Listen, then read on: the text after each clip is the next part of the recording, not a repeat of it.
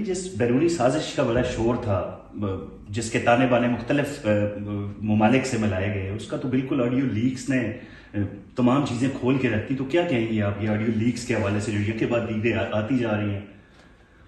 دیکھیے، حیرانگی کی بات تو یہ ہے کہ جو چیز آپ اس کی اٹھائیں، اس کو میں خواہ فتنہ نہیں کہتی، جو چیز آپ اس کی اٹھائیں اس میں سے سازش نکلتی ہے. تو ان کا اصل نام تو سازش خان ہونا چاہیے.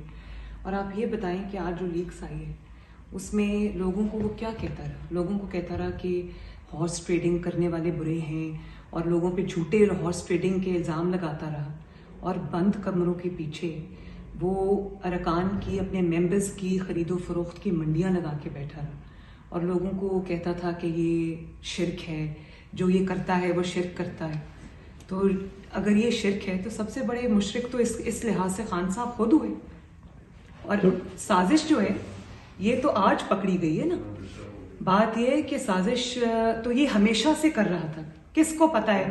پتہ نہیں ہے کہ 2011 میں اس کو کس نے لانچ کیا، نواز شریف صاحب کے خلاف. کس کو پتہ نہیں ہے کہ دھرنے میں جو 2014 میں یہ لے کر آیا اس کے پیچھے کون تھا.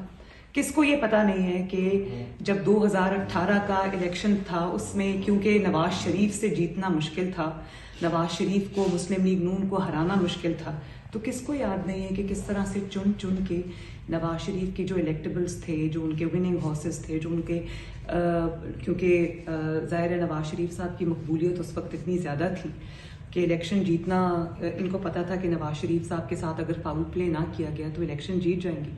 تو آپ یہ دیکھو کہ کس کو وہ دن یاد نہیں ہے کہ کس طرح سے ایک ایک جو جیتنے والا ہمارا ممبر تھا اس کو اٹھا کر الیکٹورل فیلڈ سے باہر کیا گیا.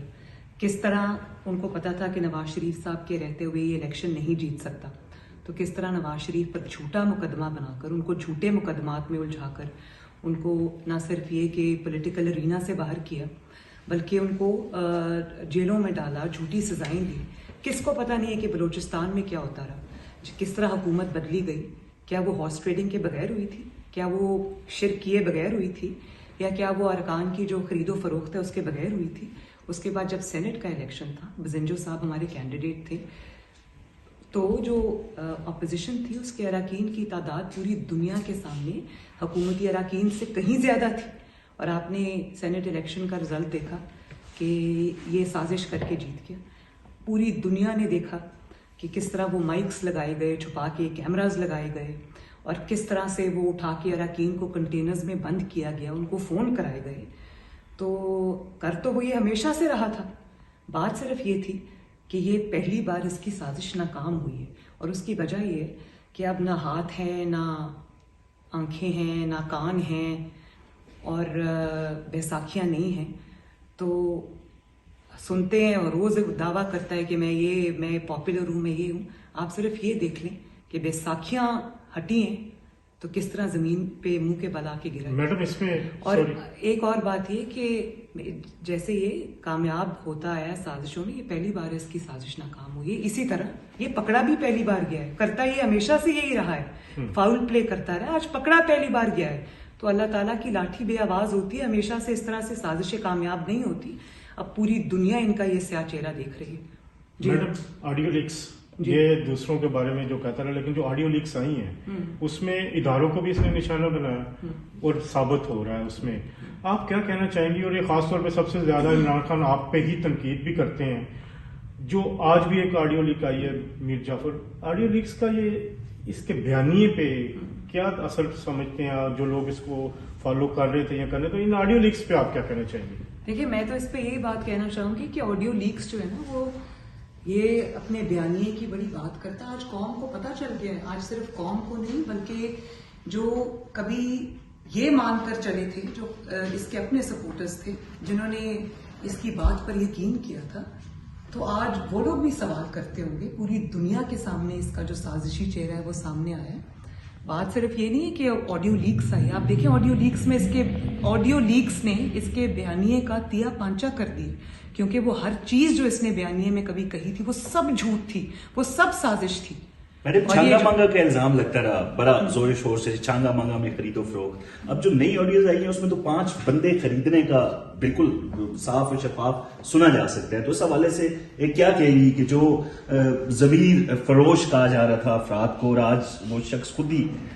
دیکھیں آپ اس شخص کے سازشی دماغ کا، آپ وہ شیطانی دماغ جس کو میں کہوں گی، سازشی نہیں شیطانی دماغ آپ دیکھیں کہ جلسوں میں کھڑا ہو کر لوگوں کو کہہ رہا ہے کہ لوٹوں کو ووٹ نہ دینا، ان کے لوٹوں کے خلاف کیمپین چلا رہا ہے، اور خود بند دروازے کے پیچھے کیا کر رہا ہے کہ 5 جو ہے وہ میں نے خرید لی اور 5 جو ہے وہ اور خرید کے لاؤ. کس کو کہہ رہا ہے خرید کے لاؤ؟ وہ اللہ جانے وہ کون ہے، اور پتہ نہیں وہ کون سا کوئی نیا ہاتھ آنکھیں کان ہے، مجھے پتہ نہیں ہے وہ کس کو کہہ رہے ہیں.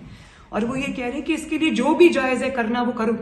لوگوں کو جلسے میں کھڑا ہو کے کیا بھاشن دیتا ہے، لوگوں کو جلسے میں کھڑا ہو کر مذہب کو استعمال کرتا ہے، ان کے اوپر اٹیکس کرتا ہے. ریاست مدینہ کا دعوے دار ہے اور لوگوں کو شرک کا مطلب سمجھاتا ہے، اور بند دروازے کے پیچھے یہ شخص کے اس سے بالکل الٹ کام کر رہا ہے. تو یہی تو میں کہہ رہی ہوں کہ یہ لوگوں کو جب یہ کہہ رہا تھا کہ ممبرز کی خرید و فروخت ہو رہی ہے تو وہ تو جھوٹا الزام، اس کا ایک بھی ثبوت یہ نہیں دے سکا، اور الٹا وہ بند دروازے کے پیچھے منڈیاں لگا بیٹھا تھا اور اراکین کی وہ خرید و فروخت کر رہا تھا. میڈم اس کا جو ابھی جو بیانیہ فالو کر رہے تھے جو لوگ، ان کو کیا کہنا چاہیں گے ان آڈیو لیکس کے بعد؟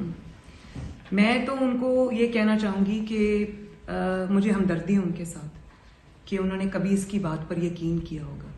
تو اس شخص میں اتنی اخلاقی جرت تو ہے نہیں کہ اس کو اگر کوئی یہ کہے کہ تم اپنے لوگوں سے معافی مانگو. بس اس کی سزا یہی ہے کہ اس کا جو گھنونا چہرہ ہے، جو اس کا ڈبل فیس ہے، وہ لوگوں کے سامنے آ گیا. اس کی ہر بات جھوٹ نکلی. اور آج جو اس نے جو ابھی آڈیو لیکس آئی، اس نے مجھے ابھی اس کا میرے پاس ٹرانسکرپٹ ہے، اس میں وہ یہ کہہ رہے ہیں کہ آپ نے میر جعفر اور میر صادق کو لوگوں کو سپون فیڈ کرنا ہے اور برانڈ کرنا ہے. تو آپ ان کی سازش دیکھیں کہ ابھی آپ یہ کہہ رہے ہیں کہ آپ نے برانڈ کرنا ہے میر صادق، ابھی ہمت نہیں ہے نام لینے کی. تو مطلب یہ ہے کہ ابھی ہم آپ کو چانس دے رہے ہیں، آپ ہمارے ساتھ ڈیل کر لیں، آپ مجھے دوبارہ اقتدار میں لے آئیں. اگر آپ نے اقتدار میں نہیں لے کے آئیں گے تو پھر میں اگلے اسٹیپ کا اناؤنس کروں گا. جو میر جعفر اور میر صادق ہے، یہ میر جعفر اور میر صادق کس کو کہہ رہے ہیں؟ یہ تو خود بتائیں گے میر جعفر اور میر صادق وہ کس کو کہہ رہے ہیں. لیکن یہ جو میں نے ابھی آپ کو کہا نا کہ یہ صرف اور صرف ڈیل کے لیے اور وہ دوبارہ سے بیساکھیاں ڈھونڈ رہے ہیں اور کچھ نہیں ہے. کیا آپ کی پارٹی ان سے کسی بھی سطح پہ کئی مذاکرات کرنے کے لیے تیار؟ جو افواہیں پھیلائی جا رہی ہیں کہ ایوان صدر کے تھرو کوئی بات ہو رہی ہے اور یہ تاثر خود بھی دے رہا ہے کہ مجھے شاید کوئی ڈیل مل رہی ہے. دیکھیں اگر کوئی سیاسی شخص ہوتا تو میں ضرور اپنی پارٹی کو بھی کہتی کہ اس کے ساتھ بیٹھیں، ہم خود بھی بیٹھنے کو تیار ہوتے. لیکن جو شخص کے اوپر یہ الزام صرف الزام نہیں ہے بلکہ جرم ثابت ہوا کہ وہ بیرونی طاقتوں سے پیسے لے کر آیا، جس کو میں FFF کہتی ہوں، فورن فنڈڈ فتنہ. تو بیرونی طاقتوں کا غلام ہے، لوگوں کو آزادی کا بھاشن دیتا رہا اور بند دروازوں کے پیچھے وہ ان کو بیوقوف بناتا رہا، سازشیں کرتا رہا. وہ تو اللہ تعالیٰ نے اب پوری دنیا کو دکھا دیا. تو بات یہ ہے کہ ایک فورن فنڈڈ فتنہ جو لانچ ہی اسی لیے کیا گیا ہے کہ وہ اس ملک میں تباہی لائے، اس ملک میں فتنہ لائے، اس ملک میں انتشار لائے، اس ملک میں پولیٹیکل سٹیبلٹی نہ آنے دے. اس کے ساتھ بیٹھنا نہیں ہے، اس کو عبرت کا نشان بنانا ہے، اس کو قانون کے حوالے کرنا ہے کہ کس طرح سے 22 کروڑ ملک کے ساتھ وہ کہتا ہے کھیلنا ہے. تو یہ کھیلنے کی اجازت اس کو ہم نہیں دیں گے انشاءاللہ تعالیٰ. اس کو قانون کا سامنا کرنا پڑے گا. Thank you.